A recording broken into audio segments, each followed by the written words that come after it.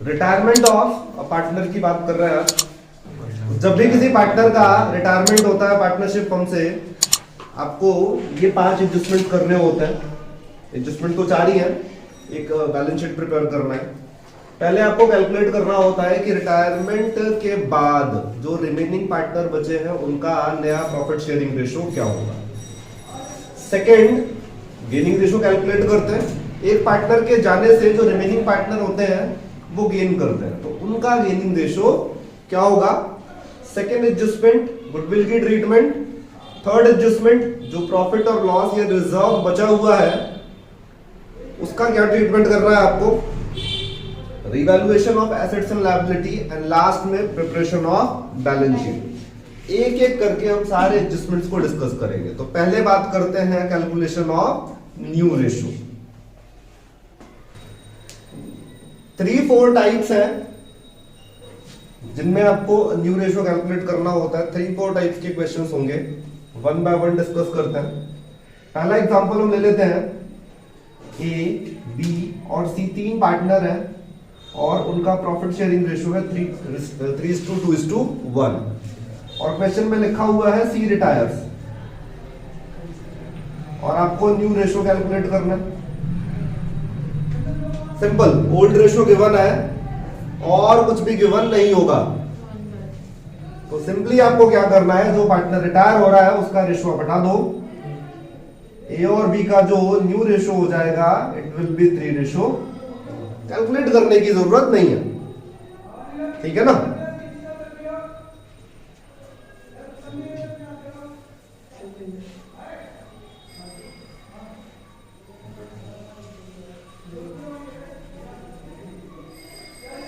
Second type, XYZ partner है, 5, 3 और 2 का रेशो है, लिखा हुआ है Z retires and his share taken up by X and Y equally, है ना। सिंपल सा क्वेश्चन है। XYZ पार्टनर है, 5, 3, 2 का रेशो है, Z रिटायर होता है और Z का जो शेयर है वो X और Y इक्वली आपस में बांट लेंगे। जो भी पार्टनर रिटायर होता है वो अपना शेयर छोड़ के जाता है और वो पुराने पार्टनर्स आपस में डिस्ट्रीब्यूट कर लेते हैं। कैसे? इक्वली। तो यहां पर सबसे पहले तो आपको पता करना है रिटायर कौन हो रहा है। Z रिटायर हुआ है और Z का शेयर कितना है, 2/10। 2/10 इसका रेशो है। अब इस 2/10 को X और Y इक्वली डिस्ट्रीब्यूट करेंगे। तो सबसे पहला काम तो करना है, इसको इक्वली डिवाइड करो।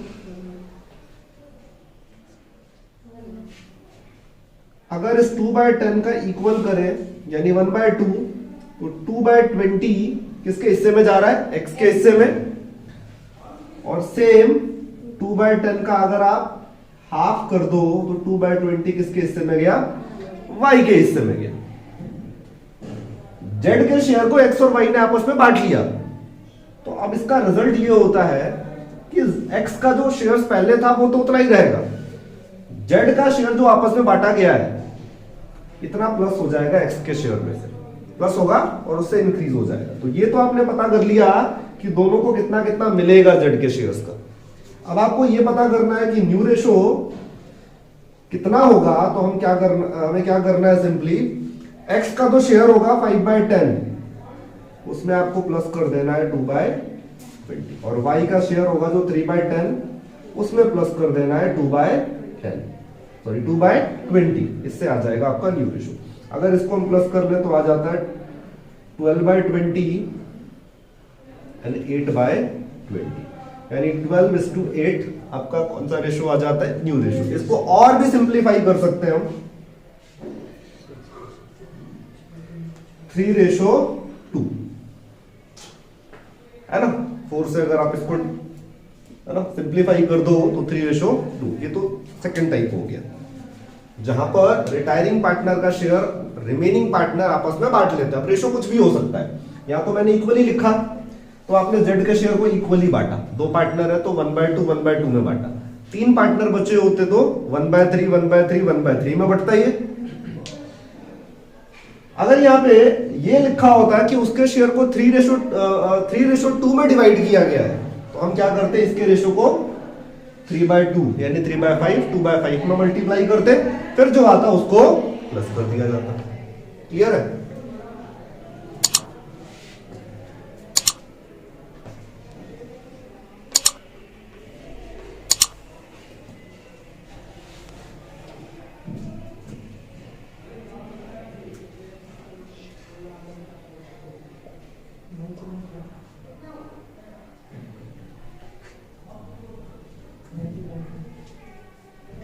थर्ड टाइप, जहां पर ए बी सी 3 पार्टनर है और सी रिटायर हो जाता है और उसके बारे में लिखा होगा and his share will be taken up by A. C के शेयर्स को रिमेनिंग पार्टनर आपस में नहीं करेंगे डिस्ट्रीब्यूट, केवल उसका शेयर एक पार्टनर को मिलेगा। तो इसका रिजल्ट ये होता है कि जिसको भी उसका शेयर मिल रहा है उसका शेयर उतने से बढ़ जाएगा। तो यहां सिंपली आप न्यू रेशो निकाल सकते हो। क्या करना है, न्यू रेशो रिमेनिंग पार्टनर का निकलेगा जो बचे हुए हैं। बचा कौन है, ए और बी। तो ए का शेयर है पहले कितना था, 3/6 था, और आपको सी का शेयर सारा का सारा किसको मिल रहा है, ए को। तो सी का जो भी शेयर होगा, सी का शेयर कितना है, 1/6 है, आपको इसमें प्लस कर देना है। और बी का शेयर जितना था पहले उतना ही रहेगा, 2/6 पहले भी था, अभी भी 2/6 ही रहेगा। तो जो नया रेशो हो जाएगा वो हो जाएगा 4/6 2/6, यानी न्यू रेशो हो जाता है आपका 4:2 या फिर 2:1। क्लियर है ना? 3 टाइप का क्वेश्चन हमने कर लिया डिस्कस। क्वेश्चन नंबर 6 का बी, आपकी बुक का क्वेश्चन नंबर 6 थोड़ा सा अलग है क्वेश्चन। लिखा हुआ है ए बी और सी 3 पार्टनर है और उनका रेशो क्या है, 4:3:2। रिटायर कौन हो रहा है, सी रिटायर हो गया, ठीक है। और सी रिटायर हो रहा है, इसका मतलब सी अपना शेयर छोड़कर जा रहा है। कितना शेयर छोड़कर जा रहा है, 2/9।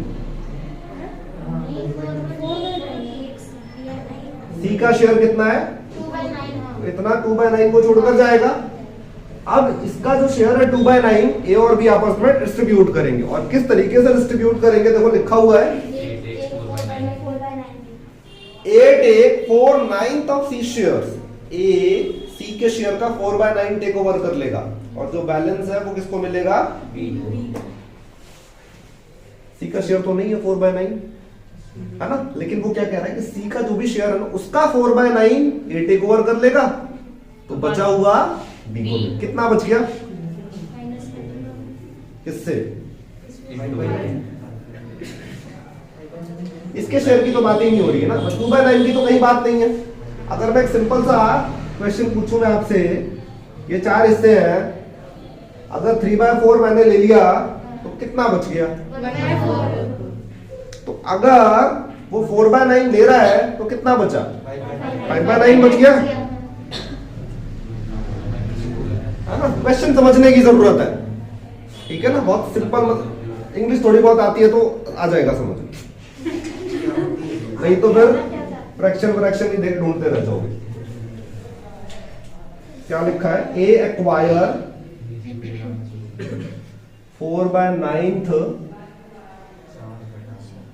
शेयर ऑफ सी, है ना, एंड बैलेंस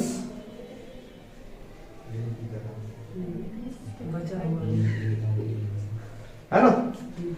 ए सी के शेयर का 4/9 एक्वायर कर रहा है, तो हमें पहले यही पता करना है कि ए को मिल कितना रहा है। किसके शेयर को बांटने की बात हो रही है, सी के शेयर को। सी के शेयर का 4/9 किसको मिलेगा, ए को, 8/81।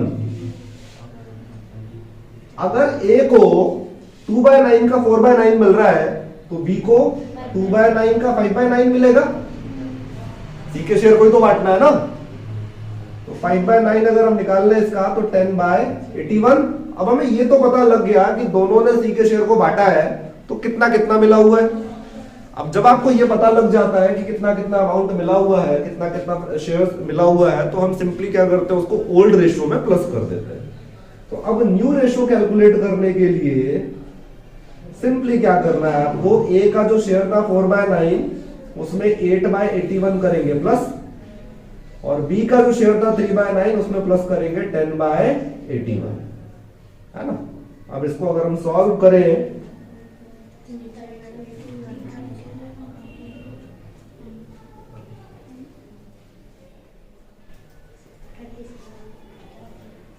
44:37 आंसर आया समझ में? ठीक है, कोई दिक्कत किसी को?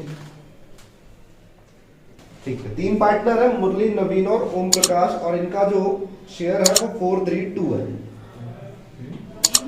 नहीं सॉरी, उनका जो शेयर है 3/8, 1/2, 1/8। अगर कभी भी इस तरीके से ओल्ड रेशियो गिवन होता है ना, तो पहला काम आपको करना है डिनोमिनेटर सेम करना है सबका।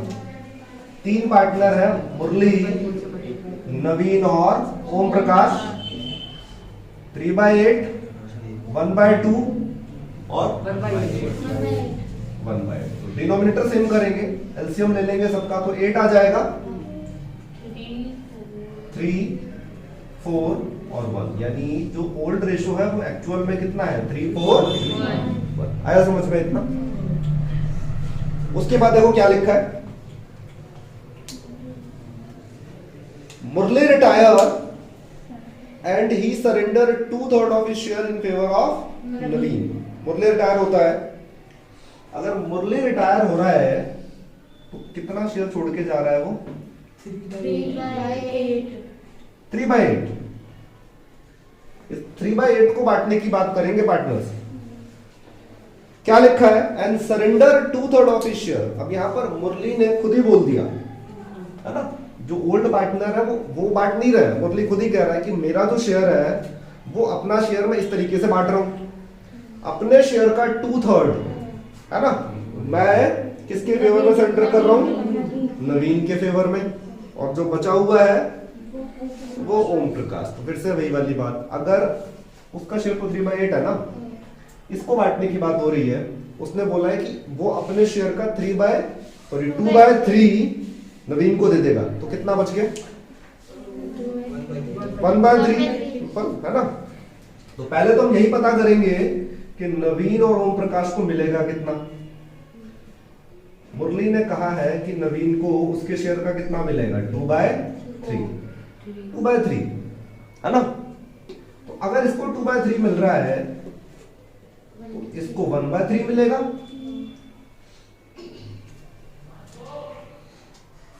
है ना। जब आपको ये पता लग जाता है कि जो रिमेनिंग पार्टनर है उसको कितना कितना मिल रहा है, तो एट लास्ट आपको क्या करना है, ओल्ड रेशियो में प्लस कर देना, उससे आपको न्यू शेयर पता लग जाएगा, which is also new ratio. Naveen का जो शेयर है वो था 4/8, प्लस कर देंगे 6/24। ओम प्रकाश का है 1/8, प्लस कर देंगे 3/24, है ना। 18/24, 6/24, 18:6 यानी 3:1, ठीक है। तो ये हो गया हमारा न्यू रेशो, कोई दिक्कत यहां तक? नेक्स्ट, गेनिंग रेशो कैसे कैलकुलेट होता है? तो गेनिंग रेशो का फॉर्मूला होता है new ratio minus old ratio. Gaining ratio के लिए आपको न्यू रेशो भी पता होना चाहिए और ओल्ड रेशो, है ना। हमने इतने टाइप के क्वेश्चंस पढ़े जिसमें न्यू रेशो कैलकुलेट किया हमने। गेनिंग रेशो के लिए आपको मेहनत करने की जरूरत नहीं है। जो पहला टाइप पढ़ा हमने, जहां पर 3 पार्टनर होते हैं, है ना, जहां 3 पार्टनर होते हैं और सिंपली लिखा होता है कि एक पार्टनर क्या हो गया, रिटायर हो गया। तो इस पहले वाले टाइप में अगर आपसे न्यू रेशो पूछा जाता है तो जो रिटायर हो रहा है उसका शेयर हटा दो,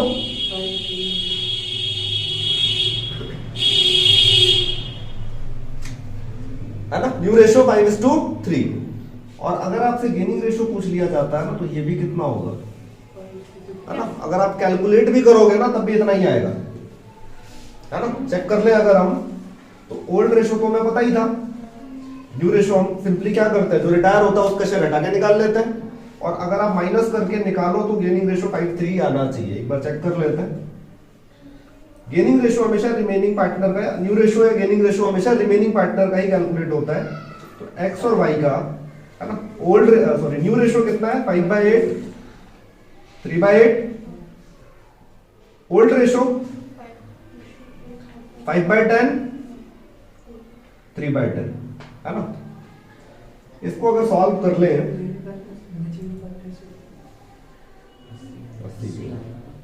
80 कर लेते हैं, है ना।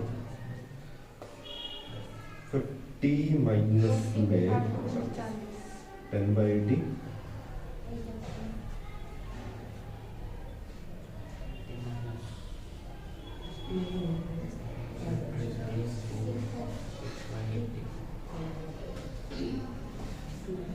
ठीक है। तो जब हम ओल्ड रेशियो, न्यू रेशियो को ओल्ड रेशियो से माइनस करेंगे तो आ जाएगा आपका 10/6। अब इसको अगर आप डिवाइड कर लो और सिंप्लीफाई करो, है ना, आ रहा था। हमेशा यही है, फर्स्ट वाले टाइप में आपको कैलकुलेट करने की जरूरत नहीं है। जो ओल्ड रेशियो, सॉरी जो न्यू रेशियो है वही आपका गेनिंग रेशियो। इसके अलावा जितने भी अदर टाइप हमने पढ़े जहां पर रिटायरिंग पार्टनर का शेयर बांट लिया जाता है, वहां पर आपको न्यू रेशियो कैलकुलेट करना पड़ेगा पहले, उसके बाद आप ये वाला फॉर्मूला यूज करके निकाल सकते हैं, है ना। उसमें भी हम शॉर्टकट तरीके से कैसे पता कर सकते हैं।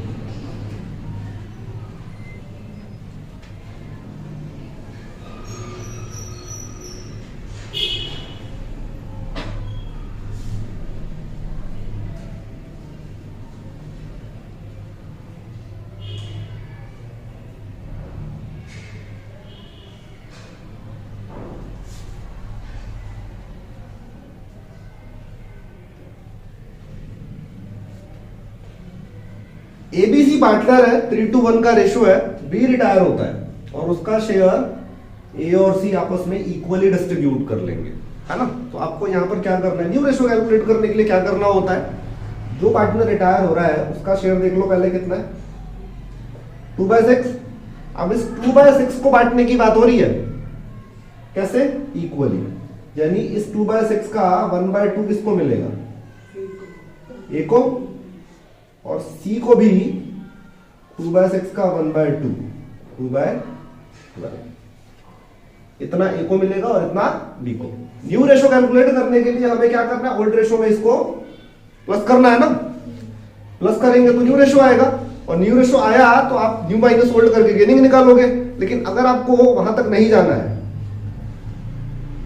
तो ये जो प्लस करते हैं ना न्यू रेशियो कैलकुलेट करने के लिए, यही आपका गेनिंग रेशियो होता है। गेनिंग का मतलब क्या हुआ, पहले जिस पोजीशन में थे हम, पहले जितना मिल रहा था उससे ज्यादा मिलेगा। सपोज कर लो पहले 10% मिल रहा था, अब 15% मिल रहा है, तो कितने का गेन हुआ, 5 जोड़ा होगा तभी तो 15 आया है। तो जितना ऐड करते हैं उतना ही तो गेनिंग होगा। तो ये जो, अगर आप गेनिंग पता करना चाह रहे हो इस टाइप के क्वेश्चंस में भी, तो आप बस इतना पता कर लो कि कितना प्लस करने से न्यू रेशियो निकालेंगे हम, और अगर प्लस वाला अमाउंट पता लग गया आपको तो वही क्या हो जाता है, गेनिंग रेशियो, है ना। वो न्यू रेशियो निकालो फिर गेनिंग रेशियो निकालो, वहां तक जाने की जरूरत नहीं, ठीक है। बस ये पता कर लो कितना अमाउंट प्लस होगा, ठीक है। लेकिन श्योर कहीं डाउट होता है तो फिर कर सकते हो, ठीक है। श्योर 100% श्योर होने के लिए, ऐसे 100% ही है ये। पी, क्यू और आर पार्टनर है, रेशो है 7:5:3। पी, क्यू और आर पार्टनर है, रेशो है 7:5:3। आगे लिखा हुआ है कि पी रिटायर होता है, पी रिटायर हो गया, और आगे लिखा है कि it is decided that new profit sharing ratio between Q and R will be same as existing between P and Q. P के जाने के बाद बचेगा कौन कौन, क्यू और आर, है ना। तो Q और R का रेशो उतना ही होगा जितना P और Q का था। तो P और Q का कितना रेशो था? 7:5। तो Q और R का भी कितना होगा? 7 और ये आ गया न्यू रेशो। यही तो कह रहा ना, जैसा P और Q के बीच में था वैसा ही अब Q और R के बीच में होगा, है ना। और आगे क्या बोल रहा है वो? न्यू रेशो भी बताना है और तो न्यू रेशो तो पता लग गया हमें। गेनिंग रेशो निकालने के लिए न्यू माइनस में ओल्ड। ठीक है, ध्यान रखना एग्जाम में ये ओल्ड माइनस न्यू हो जाता है। ठीक है, या तो पीछे वाला करा देगा या आप खुद कर दोगे, तो ध्यान रखना। न्यू रेशो है 7/12, 5/12, 5/15 एंड 3/15।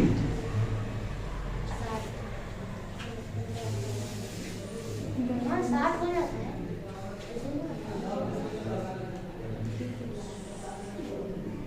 45/180 और इसको अगर हम सॉल्व करें तो 75 माइनस में 36, 39/180, 45/39, है ना। और अगर इसको हम सॉल्व करें तो 15:13 आ जाएगा। ठीक है, क्लियर है? आया समझ? न्यू रेशो और गेनिंग रेशो कैसे कैलकुलेट करना।